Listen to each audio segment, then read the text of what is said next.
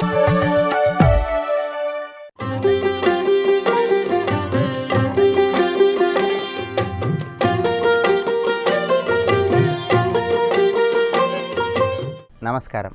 ప్రేక్షకులందరికీ శుభోదయం. ఈనాటి శుభయోగం శీర్షికన ఆదివారం సందర్భంగా సూర్యనారాయణమూర్తిని ఏ విధంగా ప్రార్థిస్తే చక్కటి సత్ఫలితాలను సిద్ధింపజేసుకోవచ్చో పరిశీలిద్దాం. ఆదివారం నాడు సూర్యనారాయణమూర్తిని ఆరాధిస్తే అపమృత్యు దోష తీవ్రతను తగ్గింపజేసుకొని, అనారోగ్య సమస్యల తీవ్రతను తొలగింపజేసుకొని ఆరోగ్యపరంగా చక్కటి ప్రయోజనాలను సిద్ధింపజేసుకోవచ్చు. బంధూక పుష్ప సంకాశం హారకుండల భూషితం ఏకచక్రధరం దేవం తం సూర్యం ప్రణమామ్యహం అంటూ ఆదివారం నాడు సూర్యుడికి సంబంధించిన ధ్యాన శ్లోకాన్ని స్మరించుకోవాలి. ఈ శ్లోకంలో ఉన్న అర్థాన్ని పరిశీలిస్తే, బంధూక పుష్ప సంకాశం మంకెన పువ్వులాగా ఎర్రటి రంగులో ప్రకాశించే స్వామి, హారకుండల భూషితం హారకుండలాలతో అలంకరించబడినటువంటి స్వామి, ఏకచక్రధరం దేవం ఒకే చక్రమున్నటువంటి రథాన్ని అధిరోహిస్తున్న స్వామి, తం సూర్యం ప్రణమామ్యహం సూర్యనారాయణమూర్తి నీకు నమస్కారం అని ప్రార్థించటమే ఈ శ్లోకంలో ఉన్న అంతరార్థం. అలాగే విశ్వేశం విశ్వకర్తారం మహాతేజ ప్రదీపనం మహాపాపహరం దేవం తం సూర్యం ప్రణమామ్యహం అంటూ సూర్యనారాయణమూర్తిని స్మరించుకోవాలి. సర్వలోకాలకు ప్రభువు, సమస్త లోకాలకు కర్త, తేజస్సులను ప్రకాశింపజేసేవాడు, మహాపాపాలను తొలగింపజేసేటటువంటి సూర్యనారాయణమూర్తికి నమస్కారము అని ప్రార్థించటమే ఈ శ్లోకంలో ఉన్నటువంటి అంతరార్థం. అలాగే విష్ణుమూర్తిని సాక్షాత్తు సూర్యనారాయణమూర్తి స్వరూపమని వేదంలో వర్ణించడం జరిగింది. సర్వ పాపాలను నశింపజేసుకోవటానికి, సమస్త శుభాలను సిద్ధింపజేసుకోవటానికి ఆదివారం నాడు కల్కి భగవానుడి అవతార స్వరూపమైనటువంటి శ్రీ మహావిష్ణువు ధ్యాన శ్లోకాన్ని చదువుకోవాలి. ఆ ధ్యాన శ్లోకాన్ని మనం పరిశీలిస్తే, శిష్ట జనావన దుష్టహర ఖగతురగోత్తమ వాహనతే కల్కి రూప పరిపాలయమాం భక్తం తే పరిపాలయమాం. ఇది కల్కి భగవానుడి రూపస్వరూపమైనటువంటి శ్రీమన్నారాయణమూర్తికి సంబంధించిన ధ్యాన శ్లోకం. ఈ ధ్యాన శ్లోకంలో ఉన్న అర్థాన్ని మనం పరిశీలిస్తే, శిష్ట జనావన దుష్టహర దుష్టులను శిక్షించి శిష్టులను రక్షించటానికి, ఖగతురగోత్తమ వాహనతే ఆకాశంలో సంచరించేటటువంటి అశ్వం వాహనంగా కలిగి ఉన్నటువంటి కల్కి రూప పరిపాలయమాం భక్తం తే పరిపాలయమాం కల్కి రూప స్వరూపుడైనటువంటి శ్రీ మహావిష్ణువుకి నమస్కారము అని ప్రార్థించడమే ఈ శ్లోకంలో ఉన్నటువంటి అంతరార్థం. కలియుగంలో కల్కి అవతార స్వరూపమైనటువంటి శ్రీ మహావిష్ణువుకు సంబంధించిన ఈ ధ్యాన శ్లోకాన్ని ఆదివారం నాడు స్మరించుకున్నట్లయితే కలిదోషాలను తొలగింపజేసుకొని, కలియుగంలో సంభవించే అనేక రకాలైన సమస్యల తీవ్రతను తగ్గింపజేసుకొని చక్కటి సత్ఫలితాలను సిద్ధింపజేసుకోవచ్చు. అలాగే ఆదివారం సందర్భంగా సూర్యనారాయణమూర్తి సాక్షాత్తు శ్రీమన్నారాయణుడి స్వరూపం కాబట్టి విష్ణువుని సూర్యనారాయణమూర్తిని రకరకాల పుష్పాలతో పూజించటం, సూర్యుడిని గన్నేరు పూలతో, మందార పూలతో, తామర, జాజి, మల్లెపూలతో ఆరాధన చేయటం ద్వారా సూర్యుడి అనుగ్రహానికి పాత్రులమవచ్చు. సూర్యనారాయణమూర్తిని పూజించటానికి ముందుగా జాజికాయ, కొద్దిగా లవంగాలు నీళ్లలో కలిపి ఆ నీటితో ఆచమనం చేసి పూజా కార్యక్రమాన్ని ప్రారంభిస్తే సూర్యభగవానుడి అనుగ్రహానికి సులభంగా పాత్రులమవచ్చు. అలాగే సూర్యనారాయణమూర్తి విగ్రహానికి దేవాలయంలో ఆవు నెయ్యి, తేనె, కొబ్బరి నీళ్లు, చెరకు రసం వీటిలో ఏదైనా ద్రవ్యంతో అభిషేకాన్ని నిర్వహించడం ద్వారా కూడా రవిగ్రహ దోష తీవ్రతను తగ్గింపజేసుకొని చక్కటి సత్ఫలితాలను సిద్ధింపజేసుకోవచ్చు. ప్రత్యేకమైన విధి విధానాలతో ఆదివారం సూర్యనారాయణమూర్తిని ఆరాధన చేయండి. అనారోగ్య సమస్యల తీవ్రతను తగ్గింపజేసుకొని ఆరోగ్యపరంగా ఉత్తమ ఫలితాలను సిద్ధింపజేసుకోండి. రేపటి శుభయోగం శీర్షికన సోమవారం సందర్భంగా శివాలయంలో చేసే చండీ ప్రదక్షిణానికి ఉన్నటువంటి విశిష్టత ఏంటో పరిశీలిద్దాం. నమస్కారం.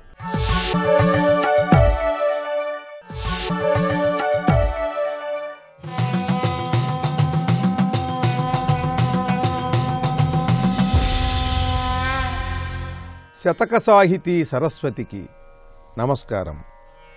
జ్ఞానాకారవు నీవు నీ కొడుకు నన్నన్నాకు సిగ్గౌగదే, ఈనాయందున నీ సులక్షణములేమున్నవో చెప్పుమా, జ్ఞానం బన్నది ఉన్ననాడే కదా నా సందేహముల్ తీరుటల్, సూనుండమ్మను బోలినన్ శుభముగా సూచింత్రు బాలాంబిక. ఓ బాలాత్రిపుర సుందరి, జ్ఞానాకారవు నీవు, నువ్వు జ్ఞానస్వరూపిణివి. జ్ఞానస్వరూపము నుండి వచ్చేటువంటి వారు జ్ఞానస్వరూపులే అయి ఉండాలి. నీ కొడుకు నాకు సిగ్గవుగదే, నేను నీ కుమారుణ్ణని చెప్పుకోవటానికి సిగ్గుగా ఉన్నది తల్లి. ఎందుకనంటే నువ్వు జ్ఞానస్వరూపిణివి, నేనా అజ్ఞానిని. మట్టితో చేసినటువంటి బొమ్మ మట్టి బొమ్మ అవుతుంది, బంగారంతో చేసిన బొమ్మ బంగారం బొమ్మ అవుతుంది. మరి జ్ఞానాకారిణివైన నీ నుండి వచ్చినటువంటి నీ కొడుకును నేను కూడా జ్ఞానస్వరూపుడను కావాలి కదా. అలా కాకుండా నేనేమో అజ్ఞానినయ్యాను. నేను నీ కొడుకులని చెప్పుకోవటం నాకు సిగ్గుగా ఉన్నది. జ్ఞానాకారవు నీవు, నీ కొడుకు నాకు సిగ్గవుగదే, ఈనాయందున నీ సులక్షణములేమున్నవో చెప్పుమా, జ్ఞానం వన్నది ఉన్ననాడే కదా నా సందేహముల్ తీరుటల్. ఇవన్నీ నాకు వచ్చినటువంటి సందేహాలు. ఈ సందేహం ఎప్పుడు తీరుతుంది? నువ్వు జ్ఞానస్వరూపిణివైతే నేను ఎందుకు ఇలా ఉన్నాను? నన్ను మాయందుకు కమ్ముతున్నది? నేను ఎందుకు తప్పులు చేస్తున్నాను? ఇవన్నీ కూడా నా సందేహాలు. ఈ సందేహాలు తీరాలంటే జ్ఞానం కావాలి. జ్ఞానం వన్నది ఉన్ననాడే కదా నా సందేహముల్ తీరుటల్. నాకా జ్ఞానం లేదు, సందేహాలున్నాయి. సూనుండమ్మను బోలినన్ శుభముగా సూచింత్రు బాలాంబిక.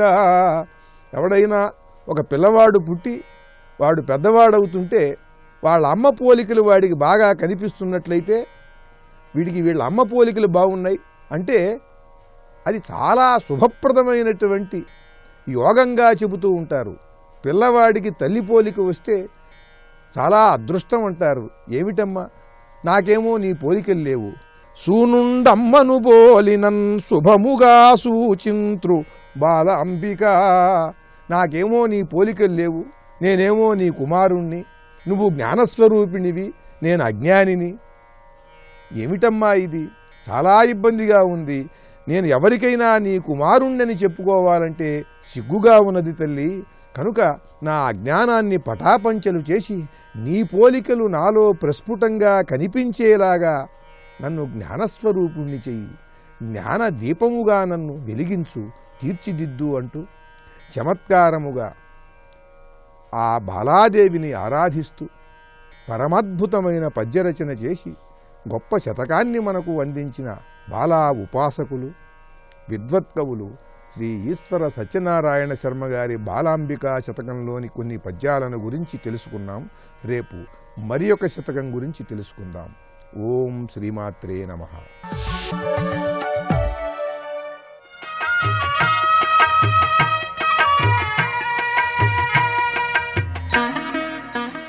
శ్రీ గణేశాయ నమః. శ్రీ సరస్వత్యై నమః. శ్రీపాదవల్లభ నరసింహ సరస్వతి. శ్రీ గురుదత్తాత్రేయాయ నమః. శ్రీ గణపతి సచ్చిదానంద సద్గురు పాదారవిందాభ్యాం నమో నమః. హుతంచ దత్తం సకలం నితాంతం ఫలంతు భావానుగుణం దదాతి కాలస్తు భావాఖ్య నదీ నియంత. ఈ సూక్తిలో శ్రీ గణపతి సచ్చిదానంద స్వామీజీ వారు కర్మాచరణ చేసేవాడి యొక్క దృష్టి ఎలా ఉండాలో సుసూక్ష్మంగా వివరణ చేస్తున్నారు. అనేక మంది హోమాలు చేస్తారు, దానాలు చేస్తారు, అందరికీ ఒకే రకమైన ఫలితం కనిపించడం లేదు. ఏమిటి కారణం అంటే భావగ్రాహి జనార్దన, వాడి హృదయంలో ఉండే భక్తి భావాన్ని బట్టి వాడి ఫలితం వస్తుందండి అని ఒక సమన్వయం చెబుతూ ఉంటారు. ఈ భావాలు నా చెప్పు చేతుల్లో ఉన్నాయా? నేను అనుకున్నప్పుడల్లా నా మనసు ఏకాగ్రం అయిపోతుందా? లేదే. మరి నా భావాలు నియమించేది ఎవరు? కాలస్తు భావాఖ్య నదీ నియంత. భావ ప్రవాహాలనేటువంటి నదీ ప్రవాహాలను నియమించేటువంటి నిగ్రహించేటువంటి మహాశక్తి ఎవరంటే అది కాలం. సాధకుడైన వాడు తన భావాన్ని దాటిపోవాలి, తన కాలాన్ని కూడా దాటిపోవాలి. అప్పుడే వాడికి ధన్యత్వం. భావాన్ని దాటిపోవడం అంటే ఏమిటి? ఒక ధ్యానస్థితి కుదిరితే, ఇంకా అది ముదిరి కొంచెం సమాధి స్థితి దాకా వెళితే ఆ స్థితిలో వాడికి భావాలే లేవు. ఆ స్థితిలో వాడు భావాతిగత, అంతవరకు బాగానే ఉంది. మరి కాలాతికుడు ఎట్లా అవుతాడు? కాలాన్ని దాటిపోతాడు ఎట్లా అవుతాడు? ఎంత సమాధిలో ఉంటే మాత్రం వాడికి గడియారం ఉండదా? నువ్వు ఇప్పుడు సమాధిలో కూర్చున్నావు, ఇప్పుడు లేచావని చెప్పట్లేదా పక్కవాళ్ళు? వాడు కూడా ఇవాళ చాలాసేపు నాకు ధ్యానం కుదిరిందండి, ఇవాళ నాకు చాలాసేపు కుదరలేదు, కొద్దిసేపే కుదిరిందని నేను చెప్పట్లేదా? అంటే నిర్వికల్పమైనటువంటి సమాధిలో కూర్చున్నవాడు కూడా కాలానికి వశవర్తిగానే ఉంటున్నాడు. కాలాన్ని అతిక్రమించాలి. ఇది ఎట్లా అంటే కాలం అంటే ఎవడో అర్థం కావాలి. కాలం అనేది ఏది మూటగట్టుకునే వస్తువు కాదు. కాలం అనేది ఒక భావన, సన్నివేశాల యొక్క పౌర్వాపర్యాన్ని, ఇది వెనకాల జరిగింది, ఇది ముందు జరిగింది అనేటువంటి ఒక సీక్వెన్స్, ఒక వరుసని మనస్సుకు తట్టింపజేసేది కాలం. దేన్ని బట్టి తట్టింపజేస్తోంది ఇది? నీకు మనసులో ఒక భావ పరంపర ఉంది, ఈ భావం తర్వాత ఈ భావం వచ్చింది. మట్టి ముద్ద స్థితి మొదటి స్థితి, అది ఒక కాలాన్ని ఆశ్రయించి ఉంది. ఆ తర్వాతి కాలంలో వచ్చింది కొండ పెంకు. కనుక ఈ వెనుక ముందులు అనేటువంటి భావాన్ని బట్టి కాలం వస్తోంది. కనుక కాలం కూడా ఒక భావమే. ఆలోచనలన్నీ కూడా సమసిపోయినప్పటికీ కూడా కాలం అనే భావం సమసిపోదు, అది సమసిపోవాలి. అది సమసిపోవాలంటే కాలం అనే దాని యొక్క అస్తిత్వం ఎంతవరకు సత్యమైంది అనే విషయం నీ మనస్సుకు పట్టాలి. అది మనస్సుకు పట్టాలి అంటే కాలం అనేదాన్ని మనం ఎలా కొలత వేస్తున్నాం? జాగ్రత్త కాలంలో ఒక కాలం ఉంది, స్వప్న సమయంలో మరొక కాలం ఉంది. ఈ రెండు కాలాలకి మార్పిడి జంత్రి ఏదైనా ఉందా? ఏ రకమైన మార్పిడి జంత్రి కనిపించట్లా. స్వప్నలోకంలో సుదీర్ఘమైన కాలం మనం వ్యవహరించటగా కనిపిస్తోంది. మెలకువ చూసుకుంటే 2 నిమిషాలు 3 నిమిషాలు అవుతోంది. 2 నిమిషాలు 3 నిమిషాల యొక్క జాగ్రత్త కాలంలో సంవత్సరాల చరిత్ర నడిచిపోతోంది అక్కడ స్వప్నలోకంలో. కనుక అక్కడి భావమేమో అది అనేక సంవత్సరాలని చెబుతోంది, ఇక్కడి భావమేమో ఇది కొద్ది క్షణాలు అని చెబుతోంది. కనుక కాలం దేని మీద ఆధారపడింది? భావం మీద ఆధారపడింది. నువ్వేమనుకుంటున్నావు? నా ఆలోచనలో నాకు ప్రస్తుతం ఏమీ స్ఫురించడం లేదు కనుక నేను భావాలని దాటిపోయాను అనుకుంటున్నావు. నువ్వు భావాలని పూర్తిగా దాటిపోతే కాలాన్ని కూడా దాటిపోయి ఉండేవాడివే. అలా దాటిపోలా. నువ్వు దాటిపోయింది ఏమిటంటే నీకు మామూలుగా ప్రహతంగా వచ్చేటువంటి నిత్యాలోచన పరంపర ఏదైతే ఉందో దాంట్లోంచి దాటిపోయే తప్పితే మౌలిక భావనలోంచి దాటిపోలేదు. ఆ మౌలిక భావనలోంచి దాటిపోతే అప్పుడు నువ్వు కాలాన్ని కూడా దాటిన వాడిపోతావు.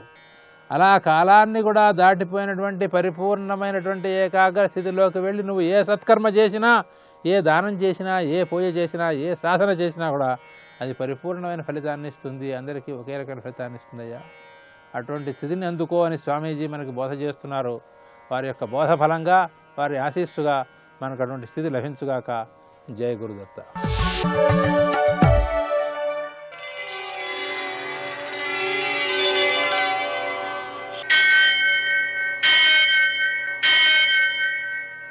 సహస్రశీరుషం దేవం విశ్వాక్షం విశ్వశంభువం విశ్వం నారాయణం దేవమక్షరం పరమం పదం విశ్వతః పరమాం నిత్యం విశ్వం నారాయణగుం హరిం విశ్వమేవేదం పురుషస్తద్విశ్వముపజీవతి పతిం విశ్వస్యాత్మేశ్వరం శాశ్వతగుం శివమచ్యుతం నారాయణం మహాజ్ఞేయం విశ్వాత్మానం పరాయణం.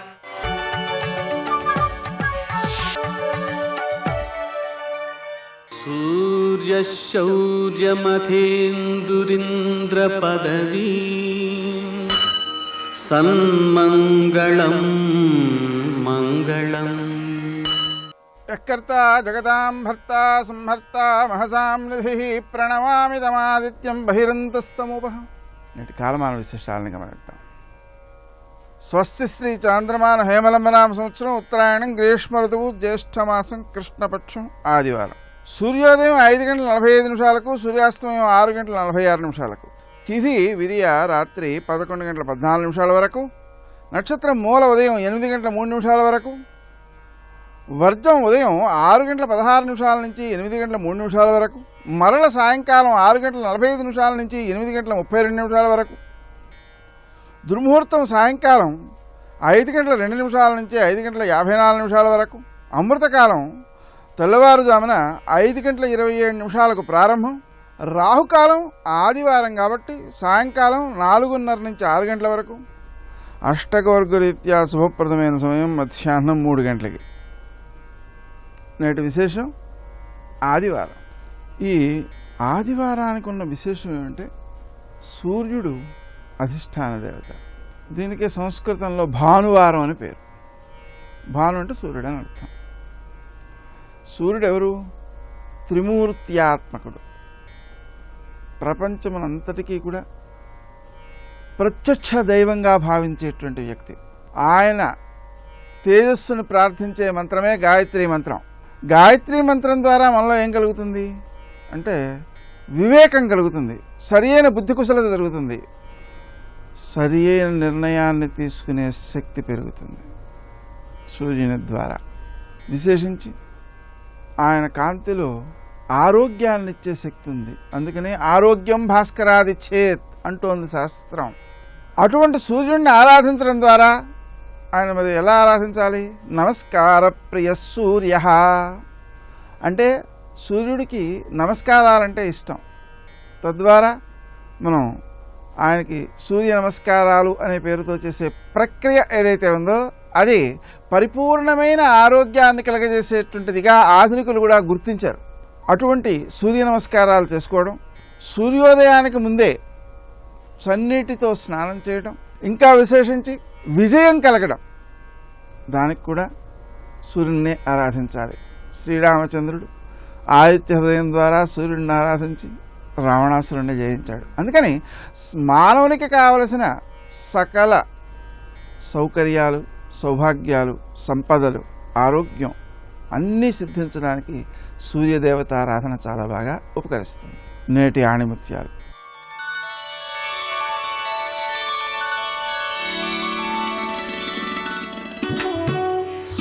అందరికంటే తెలివిగలవాడినని భావించే మనిషి అందరికంటే ఎక్కువ మోసపోతాడు.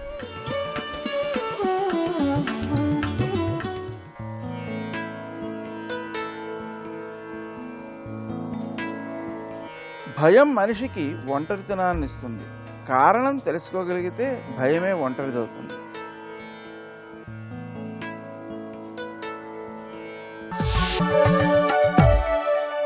ప్రాతస్మరామి లలితావదనారవిందం బింబాధరం పృథులమౌక్తికశోభినాసం ఆకర్ణదీర్ఘనయనం మణికుండలాఢ్యం మందస్మితం మృదుమదోజ్వల ఫాలదేశం. ఆత్మావా అరే ద్రష్టవ్య, శ్రోతవ్య, మంతవ్య, విజిజ్ఞాసితవ్య చెప్తున్నది కదా ఉపనిషత్తు. ఏది వెతకాలండి ప్రపంచంలో? వెతకవలసిన సబ్జెక్ట్ అదేనండి. అది వెతికితే తప్పకుండా దొరుకుతుంది. ఎందెందు వెతకి చూచిన వెతకి చూడు, వెతుకు. దేన్ని వెతకాలి? ఆ పరమపదాన్ని వెతుకు. ఆ పరమపదాన్ని వెతుకుతున్నట్టు అమ్మ పాదాలు వెతకబడుతున్నాయి. ఎవరి చేత? యోగుల చేత. ఆ పాదాలనే వెతుకుతున్నవారు. ఎక్కడ వెతుకుతున్నారు? వేదాల్లో, వేదాంతాల్లో వెతుకుతున్నారు అమ్మ పాదాలని. ఆ వెతకడం ఎలా వెతకాలండి? ఇలా వెతకాలండి. జగన్నేదం నేదం పరమితి పరిత్యజ్య యతిభి. ఈ జగత్తులో ఉన్న ప్రతి వస్తువు కూడా ఇది గొప్పది కాదు, ఇది గొప్పది కాదు అని పరిహరించి, ఇది కావలసినది. శ్రేష్టమైన వస్తువు కోసమే వెతుకులాట. ఏది శ్రేష్టము? నీ పదములే శ్రేష్టములు. నీ పదములు తప్ప మిగిలినవేవి గొప్పవి కావమ్మా. అది దీనిలో ప్రతిపాదన చేస్తున్నారు. అందుకు అమ్మ పదముల్ని వెతకడమే మనం చేయవలసింది. అమ్మ పదములకే సాధన చేయాలి, అమ్మ పదములనే ధ్యానించాలి. ఆ పదములే శ్రేష్టమని తేల్చి చెప్పేశారు ఎవరు? పెద్దవాళ్ళు. పెద్దవాళ్ళే శ్రమపడి సృష్టిలో ఇది తప్ప మరొకటి గొప్పది కాదని తేల్చి చెప్పేశాక మరి మనకు చాలా పని తగ్గిపోయింది కదా. వాళ్ళు తేల్చి పారేశారండి. జగత్ నా ఇదం, నా ఇదం పరం, నా ఇదం, నా ఇదం. ఇదే నేతి నేతి. ఇది కాదు, ఇది కాదు, ఇది గొప్పది కాదు, ఇది గొప్పది కాదు, సార వస్తువు కాదు, తీసేయి తీసేయి తీసేయి అని తీసేసి అన్నీ తీసేసాక ఏది తీయలేక, ఏది తీయకూడదు, ఏది కావాలని తెలుసుకున్నారో ఆ పరమపదమే నీ పదమమ్మ. అది ఇక్కడ ప్రతిపాదన చేస్తున్నారు. అందుకు పరిత్యజ్య. అయితే ఈ విచారణ చేసిన వాళ్ళు ఎవరు? సామాన్యుల. యతిభిహి, యతీశ్వరులండి. ఎలా వెతికారో తెలుసా? కుశాగ్రీయ స్వంతై. కుశాగ్ర బుద్ధి. కుశాగ్రం అంటే తెలుసు కదా, దర్భమొన. షార్ప్ బ్రెయిన్ అండి, ఇంగ్లీష్లో చెప్పండి. షార్పెన్. ఎంత షార్ప్గా ఉండాలంటే దర్భమన ఎంత షార్ప్గా ఉంటుందో అంత షార్ప్గా ఉండాలి. పూర్వం విద్యలన్నీ కూడా అరణ్యాల్లో నేర్చుకున్నారు కనుక వాళ్ళ పోలికలన్నీ వీటితోనే ఉంటాయి, దర్భలతో. దర్భమన ఎంత పదునుగా ఉందో బుద్ధి అంత పదునుగా ఉండాలి. అందుకు షార్ప్ బ్రెయిన్స్ని దర్భమనతో పోలుస్తారు. ఇది దర్భమన. అందుకు కుశాగ్రీయ స్వాంతై, అది నిశితమైన బుద్ధితో, పదునైన బుద్ధితో, కుశల ధిషణై, మళ్ళీ అదొకటి. ఇక్కడ పదునంటే ఏకాగ్రతకు చెప్పారు, అది పాయింటెడ్. ఏకాగ్రమైన బుద్ధితోని, నేర్పరితనము కలిగిన బుద్ధితోని వెతుకుతారట. చూడండి, ఇందులో సాధన ఎలా సాగాలో చెప్తున్నాడు ఇక్కడ. ముందు బుద్ధికి ఏకాగ్రత ఉండాలి, రెండు నేర్పరితనం ఉండాలి. అంటే చెప్పే విషయం అర్థం చేసుకోగలగాలి, గ్రహించగలగాలి. అది కుశల ధిషణ. కుశల అంటే నేర్పరితనము, నేర్పరితనము కలిగిన బుద్ధి. అయితే నేర్పరితనం ఉంది, ఏకాగ్రత ఉండేది. అలాగని ఇష్టానుసారం ఆలోచిస్తావా? శాస్త్ర శరణౌ తర్వాత మార్గం. ఇది శాస్త్రబద్ధమైనటువంటి సాధన, అది ఇక్కడ. అందుకు 3 రకాలుగా అన్వేషించాలి అమ్మ పాదాలని. అమ్మ పాదాలని అన్వేషించవలసిన పద్ధతి అనగా ధ్యానించవలసిన పద్ధతి అనగా సాధన చేయవలసిన పద్ధతి. ఇది ఎలా వెళ్ళాలి? ఏకాగ్రముగా సాగాలి, బుద్ధి యొక్క నేర్పరితనంతో సాగాలి, శాస్త్రసమ్మతంగా సాగాలి, విషయ వస్తువులు నిస్సారములను విడిచిపెట్టి సాగాలి. ఆ విడిచిపెట్టడమే వైరాగ్యము. అది ఇక్కడ చెప్తున్నాడు. ఆ వివేక వైరాగ్యాలతో కూడిన సాధన చేయాలి. అంతేకాదు మరొకటి అకృతకానాం. గొప్ప మాట వేశారండి, అద్భుతమైన శబ్దం. అసలు నిజంగా శాస్త్ర చర్చ చేస్తూ సాధన చేసే వాళ్ళకి అకృతకానాం ఏమి మాట ఇదా? కృతకత్వం అంటే ఏమిటండి? కపటం. అకృతకానం అంటే కపటము లేనిది, అది అర్థం ఇక్కడ. ఎవరి దగ్గరైనా వేషాలు ఇచ్చు కానీ అమ్మవారి దగ్గర వేషాలు వేస్తామా? ఆవిడ దగ్గర ఏం దాచగలం? అమ్మ నేను చాలా భక్తుండమ్మా, నువ్వు చెప్పాలా? ఆవిడికి ఎంతో తెలుసులే నీ భక్తి దేనికోసం. ఆవిడ దగ్గర ఏమి దాచలేవు, అందుకే అన్నీ ఒప్పుకో, బెటర్. నిష్కపటం, అది అకృతకానాం. అందుకే సాధకుడికి ఉండవలసిన లక్షణములు ఏమిటి అంటే విషయ వస్తువుల్ని నిస్సారములను పరిత్యజించగలిగే వైరాగ్యం ఉండాలి. అది మొదటి చెప్పాడు. రెండవది ఏకాగ్రత, మూడవది బుద్ధి యొక్క నేర్పరితనము, నాలుగవది శాస్త్రీయమైన పద్ధతి, ఐదవది నిష్కపటత్వము. ఇన్ని బుద్ధులతో మహాత్ములు అన్వేషించి తెలుసుకునే పదమే నీ పదమమ్మా అన్నారు ఇక్కడ. అలా అన్వేషిస్తే దొరికేదే అమ్మ యొక్క చరణసీమ, అది అమ్మ యొక్క చరణ మహిమ. ఇది చెప్తున్నారు ఇక్కడ. ఇప్పుడు అమ్మ చరణాన్ని తర్వాత 26వ శ్లోకంలో మణిదీపంతో పోలుస్తున్నారు. పాదాలను ఎన్ని రకాలుగా భావన. సూర్యుడితో పోల్చారు, కల్పవృక్షంతో పోల్చారు, ఇంకా అనేక పోలికలు అయ్యాయి కదా. ఇప్పుడు ఈ శ్లోకం అంతా ఒక దీపంతో పోలుస్తున్నారు. మనోగేహే మోహోద్భవతి మిరపూర్ణే మమ ముహు దరిద్రాణి కుర్వన్ దినకర సహస్రాణి కిరణై విధత్తాం కామాక్షి ప్రసురమరతమో వంచన చణః క్షణార్ధం సాన్నిధ్యం చరణమణి దీపో జననితే. దీపం ఇంట్లో పెట్టుకుంటే ఇంట్లో చీకటంతా పోతుందండి, అంతే కదా. అమ్మవారి చరణం మణిదీపంట. ఇదేదో బాగుంది. మణిదీపం చాలా గొప్పదండి. పూర్వం కోటలు ఇప్పుడు శిథిలాలైపోయాలండి. కోటలకు వెళ్ళి చూడండి, పైన ఉన్నటువంటి రూఫుల్లోనూ ఆ గోడలకి కొన్ని కన్నాలు కనబడతాయి. ఎందుకు ఆ కన్నాలు ఉన్నాయి చాలామందికి తెలియవు. అంటే ఆ రోజుల్లో కన్నాలు పెట్టుకునేవారు అనమాట అనుకుంటాం. కన్నాలంటే పూర్తి రంధ్రాలు కాదు, లోపల లొత్తల్లాగా ఉంటాయండి. ఎందువల్ల అలా ఉన్నాయంటే అక్కడ మణులు పెట్టేవారట. అలాంటి మణులు వాళ్ళు సంపాదించేవారు. ఈ మణులు రాత్రి చీకటి పడగానే వెలిగిపోయేవండి, ప్రకాశించేవి. వీటిని ఎవరు వెలిగించక్కర్లేదు, ఇంధనం అక్కర్లేదు. అయితే అలాంటి మణుల్ని మణిదీపము అంటారు. స్వయం ప్రకాశక లక్షణం కలిగిన దాన్ని మణిదీపమును అంటారండి ఇక్కడ. అలాంటి అమ్మ చరణం మణిదీపం అంటే ఎవరో వెలిగించవలసిన వెలుగు కాదు, అది స్వయంగా ప్రకాశించేది కనుక చరణమణిదీపం. పైకి కష్టం లేదు. అది తీసుకొచ్చి ఇంట్లో పెట్టుకో. ఏ ఇంట్లో? మనోగేహే, మనస్సు అనే ఇంట్లో పెట్టుకో. ఏవండి అక్కడ చీకటి ఉందిట. ఆ చీకటి కొన్ని జన్మల నుంచి ఉందిట, ఇప్పుడుది కాదు. అది అలవాటైపోయింది కనుక చీకటిని తెలియట్లేదు మనకి. కొన్ని జన్మల నుంచి ఉందన్నాడు. అదేంటంటే మోహోద్భవతి మిరపూర్ణే, మోహం అనేటువంటి తమస్సు నిండిపోయింది అన్నాడు ఇక్కడ. ఆ తమస్సు పోగొట్టడానికి నీ మనస్సు అనే ఇంట్లో అమ్మ చరణం అనే దీపం పెట్టుకో. ఈ దీపం సూర్యకిరణాలనే దరిద్రం చేస్తుందన్నాడు ఇక్కడ. అంటే సూర్యుడు వెలుగులో చాలా గొప్పవాడు, ఆయన కూడా ఈ కాంతి ముందు దరిద్రుడైపోతున్నట్ట. అమ్మ చరణమణి దీపం వెలిగే వరకే, కనిపించే వరకే సూర్యుడు. ఆ మణిదీపం కనగాడే సూర్యుడు దరిద్రుడైపోయాట. అందుకే దరిద్రాణి కుర్వన్ దినకర సహస్రాణి కిరణై. ఏమిటండి సూర్యుని పట్టుకుని మరీ దరిద్రుడు అంటున్నారు? ఎందుకంటున్నారో మా శంకరులను అడగండి చెప్తారు. ఆయన చెప్పాడు, అయ్యా ఈ సూర్యుడు కాదు కదా, 1,000,000 సూర్యులు వచ్చినా నా మనస్సులో అంధకారం పోగొట్టలేరు అన్నాడు. ఇక్కడ ముజ్జగాల అంధకారం పోగొట్టచ్చు కానీ నా మనస్సులో అంధకారం పోగొట్టలేరు. నా మనస్సులో అంధకారం పోవాలి అంటే నీ చరణమని దీపం వల్లనే సాధ్యమవుతుందమ్మా. అది దీని యొక్క అసలైన విషయం ఇది. అందుకే ఆ జ్ఞాన దీప కాంతిని ఇక్కడ భావన చేస్తున్నారు. ఇప్పుడు మరొక్క శ్లోకంలోకి ప్రవేశిస్తున్నాం. ఇది 35వ శ్లోకం. వషట్కుర్వన్ మాంజీరక కలకలై కర్మలహరీ హవింషి ప్రోద్దండం జ్వలతి పరమజ్ఞానదహనే మహీయాన్ కామాక్షి స్ఫుటమహసి జోహోతి సుధియాం మనోవేద్యాం మాతః తవ చరణయజ్వా విజయతే. అంతర్యాగం అంటారే అదండి ఇక్కడ చూపిస్తున్నాడు. యాగం చేస్తున్నట్ట. ఎవరు యాగం చేసేవాడిని, యజ్ఞం చేసేవాడిని ఏమంటారండి? యజమాని అని అంటారు. యజ్ఞం చేసేవాడు యజమాని. అమ్మా నీ పాదపద్మం యజమాని అయిపోయిందమ్మా అంటే యజ్ఞం చేస్తుంది రండి. ఏమిటా యజ్ఞమో చూడండి, అత్యద్భుతమైన యజ్ఞం. మొత్తం భగవద్గీత అంతా కనబడుతుంది ఇక్కడ. అమ్మ పాదములు యజ్ఞం చేస్తున్నాయి. దానికి వేదిక కావాలి కదండి. ఏమిటా వేదిక? సుధియాం మనోవేద్యాం.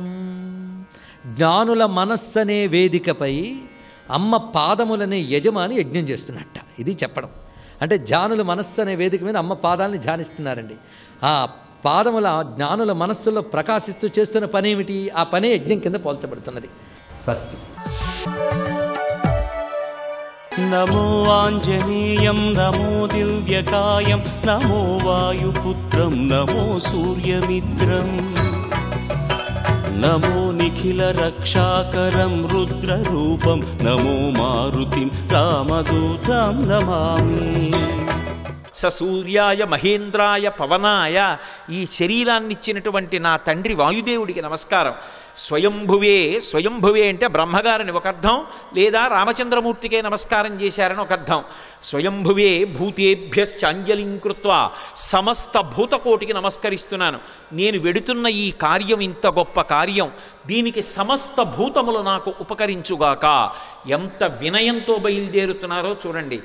ఎంత పెద్ద కార్యాన్నైనా ఎవడు సాధిస్తాడంటే ఎవడు వినయంతో నిలబడగలడో వాడు సాధిస్తాడు తప్ప ఇంత పెద్ద కార్యం మీద వెడుతున్న వాడిని నేననుకున్నవాడు ఎవడున్నాడో వాడు సాధించలేడు. ఇన్ని కోట్ల మంది వానరులు చెయ్యలేని పని చెయ్యడానికి ఆయన ఒక్కడెడుతున్నాడు. కానీ మీరు చెయ్యలేని దానికి నేను ఎడుతున్నానంట లేదు. ఇంత పెద్ద కార్యానికి నేను వెడుతున్నాను కాబట్టి మీరందరూ నాకు ఉపకారం చెయ్యాలి. మీరు లేని నేను చెయ్యలేను. భూతేభ్యశ్చంజలిం కృత్వా చకార గమనేమతిం. కానీ వెడుతున్నది దక్షిణ దిక్కుకు వెడుతున్నారు. ఏదైనా శుభకార్యం ప్రారంభం చేస్తూ దక్షిణ దిక్కుకి తిరిగి నమస్కారం చెయ్యకూడదు. ఒక్క సంధ్యావందనంలో మాత్రం దిగ్దేవతా నమస్కారం అని చేస్తాం. చేసినప్పుడు 4 దిక్కులకి పైకి కిందకి కూడా నమస్కారం చేస్తాం. ఉత్తప్పుడు ఎప్పుడూ కూడా దక్షిణ దిక్కుకి తిరిగి నమస్కారం చేయకూడదు. అలా చేస్తే అది పితృలోకాధిపతి అయినటువంటి యమధర్మరాజు గారికి అందుతుంది. అందుకని దక్షిణ దిక్కుకి నమస్కారం చెయ్యరు. కాబట్టి దక్షిణానికి చెయ్యకూడదు. కాబట్టి సంప్రదాయంలో తేజస్సు పెరగాలి అంటే తూర్పు దిక్కుకి తిరిగి నమస్కారం చెయ్యాలి. అంజలిం ప్రాంభుక కుర్వన్ పవనాయాత్మయోనయే తతో హి వహృదే గంతుం దక్షిణో దక్షిణాం దిశం.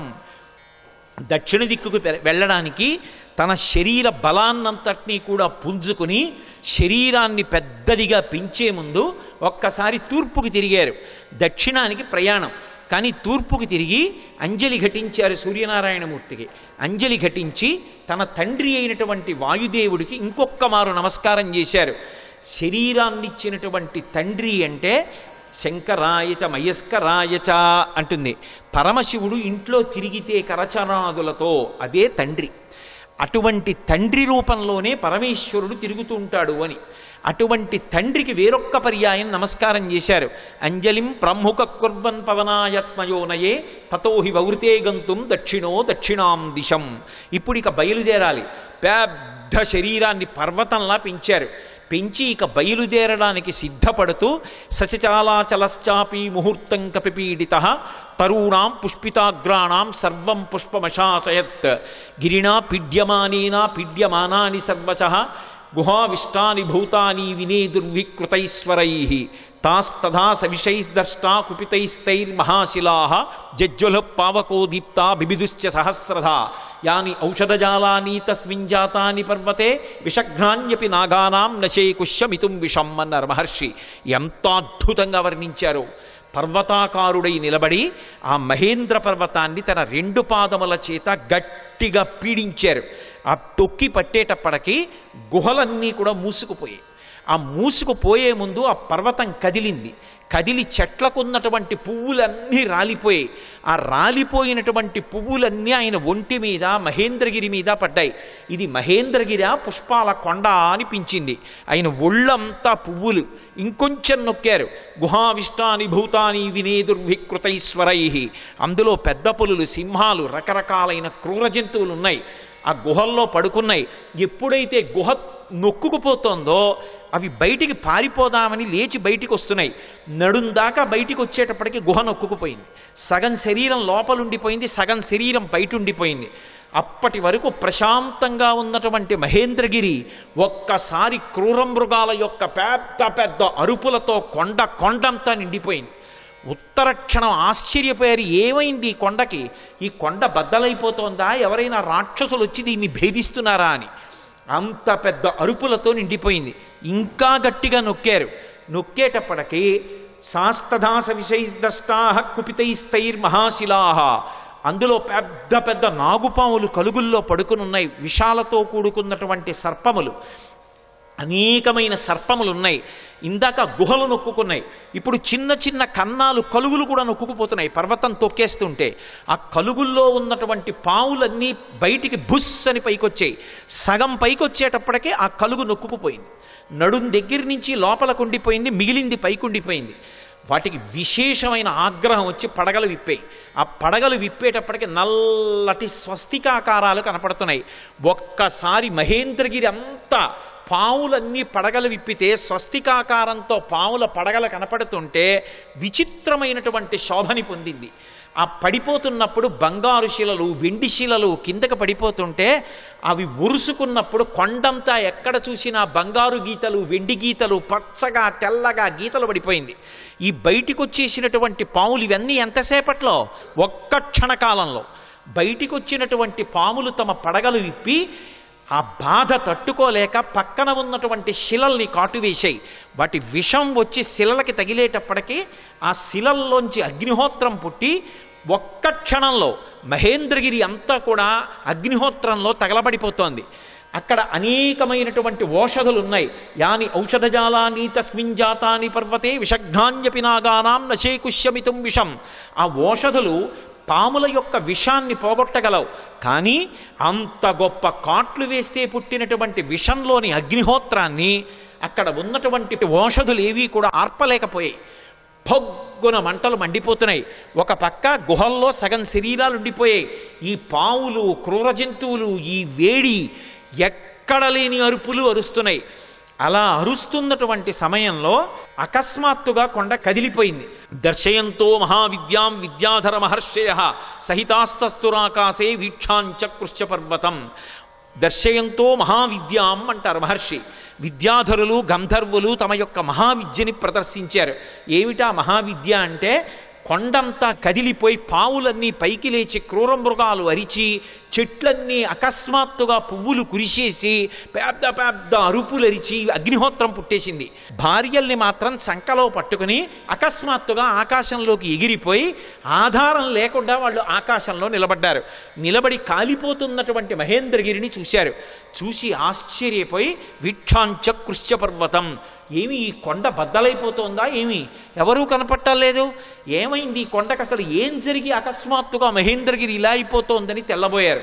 వాళ్ళు అలా తెల్లబోతుండగా మహర్షులు, దేవగాయకులైనటువంటి చారణులు మొదలైనటువంటి దేవతలు సంఘాలుగా నిలబడి చెప్పుకుంటున్నారు.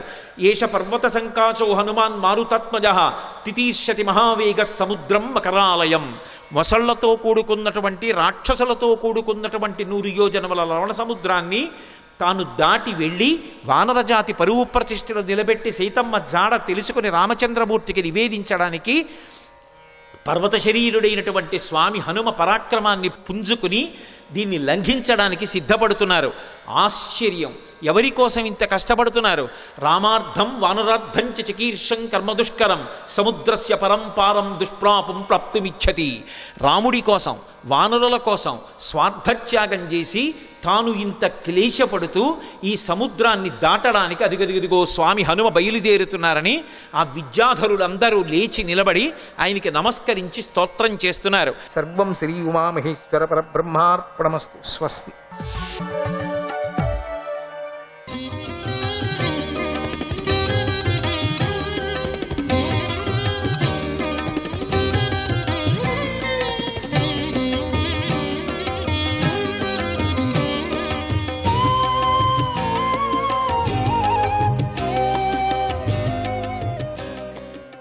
పద్మనాభాయ నమః.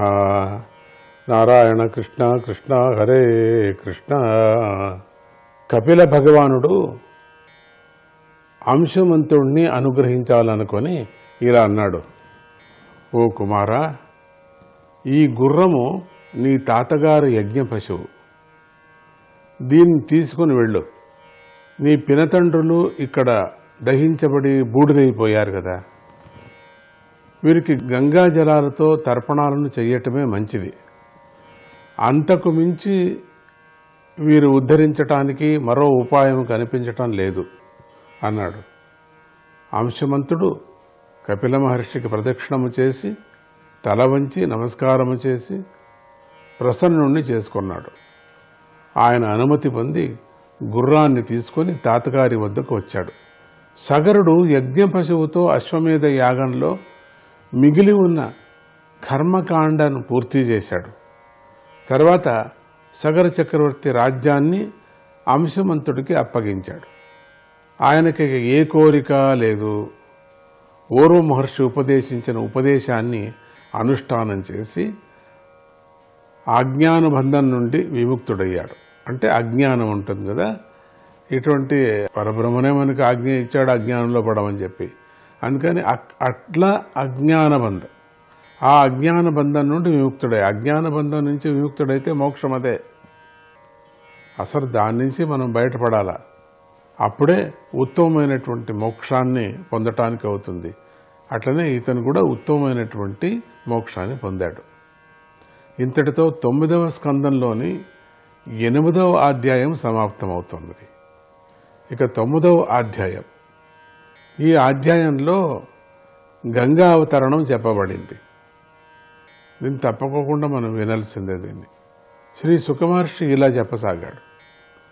సగర చక్రవర్తే కాకుండా అంశమంతుడు కూడా గంగా నదిని తీసుకొని రావాలనే కోరికతో చాలా కాలం తపస్సు చేశాడు. అయినా ఆ కోరికను నెరవేర్చుకోలేకపోయాడు.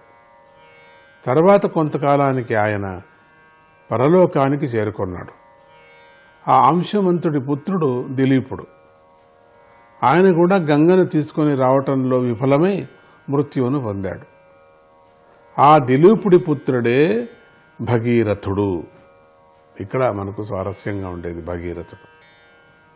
ఈ భగీరథుడు యొక్క కథను మనమంతా వింటే గొప్ప పాపాల నుంచి దూరం అవుతాము అని చెప్తారు. అతడు చాలా గొప్ప తపస్సు చేశాడు. గంగాదేవి ప్రసన్నురాలై ఆ భగీరథుడికి దర్శనమిచ్చి వరమిస్తానన్నది. అప్పుడు భగీరథ మహారాజు వినయంగా తన అభిప్రాయాన్ని బూడిదైపోయిన తన తాతలు ఉద్ధరించబడాలని తెలిపాడు. అప్పుడు గంగాదేవి, ఓ మహారాజా, నేను భూమిపై పడుతుండగా ఎవరో ఒకరు నన్ను ధరించాలి, లేకపోతే వేగం వల్ల నేను భూమినే పగలుగొట్టుకొని రసాతలానికి వెళ్ళిపోతాను. అంతేకాదు ఓ రాజా, ఇంకో విషయం కూడా ఉంది.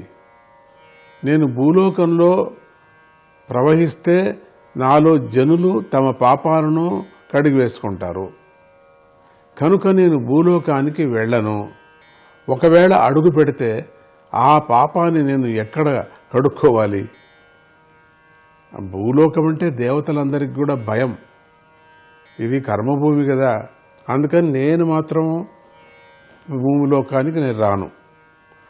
ఆ పాపాన్ని నేను ఎక్కడ కడుక్కోవాలి? నాకు పాపం వస్తుంది. జనులందరూ కూడా స్నానం చేస్తారు, నాలో పాపాలన్నీ వదిలేస్తారు వాళ్ళు. నేనేం చేయాలా అయితే?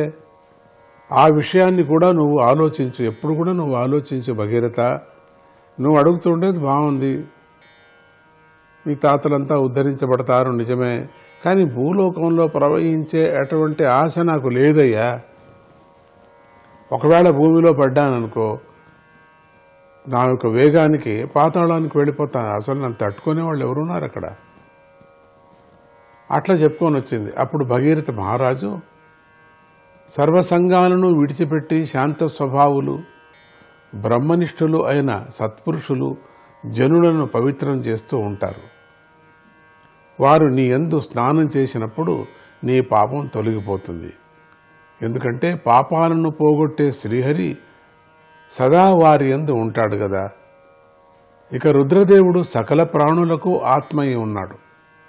ఒక్కొక్క నూలు పోగుతో ఒక్కొక్క వస్త్రం నిర్మితమైనట్టు పెద్దగా ఈ జగత్తు ఆయన యందు నిలిచి ఉంది.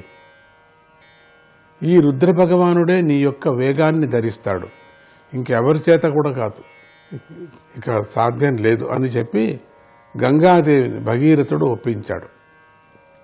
తర్వాత ఆయన తపస్సు చేసి శివదేవుణ్ణి సంతోషపెట్టాడు. అమ్మను ఒప్పించాడు గంగామాతను, మళ్ళీ శివుణ్ణి గురించి తపస్సు చేశాడు, ఆయనను సంతోషపెట్టాడు. దానికి వేరే ఇంకో 2-3 కథలు ఉన్నాయి, దాన్ని ఇప్పుడు వదిలేస్తాం ఉండని. అతి తక్కువ సమయంలోనే శివుడు ఆ భగీరథుడి విషయంలో అనుగ్రహించాడు. శివుడు క్షిప్రప్రసాది కదా, గణపతిలాగా. ఓం నమఃశివాయ అని చెప్తే చాలు, ఆయన ముందర అనుగ్రహిస్తాడు. భక్తితో చెప్పాలా, ఊరికే యంత్రంగా వెళ్ళి చెప్పటం కాదు. అక్కడ భక్తితో సమర్పణ చేసి చెప్పినప్పుడు నమఃశివాయ అని ఇక చెప్పనలేదు. ఆయన యొక్క అనుగ్రహం అటువంటిది. సకల ప్రాణులకు మేలు చేసే శివదేవుడు భగీరథుడు గంగావతరణము గురించి చెప్పగానే సరే అని ఆయన కోరికను మన్నించాడు. సరే అట్లే కాని గంగాదేవి రాని పర్వాలేదు, శ్రీహరి యొక్క పాదాలతో పవిత్రం చెయ్యబడిన నీరు గల అది నీరు, అటువంటి నీరు అది. శ్రీహరి యొక్క పాదాలను పవిత్రం చేసినటువంటి నీరు గల గంగను ఆయన ధరించాడు, జటాలు నింపాడు, ఒక్క పర్యం వచ్చి పడింది అన్నమాట. రాజర్షి అయినటువంటి భగీరథుడు లోకపావనైన గంగను తన పూర్వీకులు బూడిదై పడి ఉన్న చోటుకి తీసుకొని పోయాడు. ఇక శివుడు ధరించాడు, జటలు విప్పేశాడు, అమ్మవారు వచ్చి పడింది. తట్టుకునేటువంటి శక్తి శివుడికి మాత్రమే కదా, ఆ వేగము తట్టుకునేటువంటి శక్తి. కానీ స్వామి కదా, శివుడు కదా, ఆయన తట్టుకునేటువంటి శక్తి ఆయనకు వచ్చింది కదా. ఒక్కపారి జటలంతా విప్పేసి మొత్తం పట్టేశాడు. అమ్మవారిని గురించి తపస్సు చేశాడు గంగమాతను భగీరథుడు. అదైన తర్వాత మళ్ళీ శివుణ్ణి గురించి తపస్సు చేశాడు. అదైన తర్వాత శివుడు ధరించిన తర్వాత మళ్ళీ శివుణ్ణి ప్రార్థన చేశాడు. మా పెద్దలందరూ ఉద్ధరించాలా, వాళ్ళందరికీ కూడా పునీతం చేయాలా ఈ ఒక గంగతో అని మళ్ళీ వేడుకున్నాడు. ఆ గంగను తీసుకుపోయాడు. భగీరథుడు వాయువేగంతో రథంపై వెళుతుండగా గంగ ఆయన వెంట పరిగెత్తుతూ దేశాలను పావనం చేసింది. నారాయణ నారాయణ నారాయణ. పురుషోత్తమాయ నమః.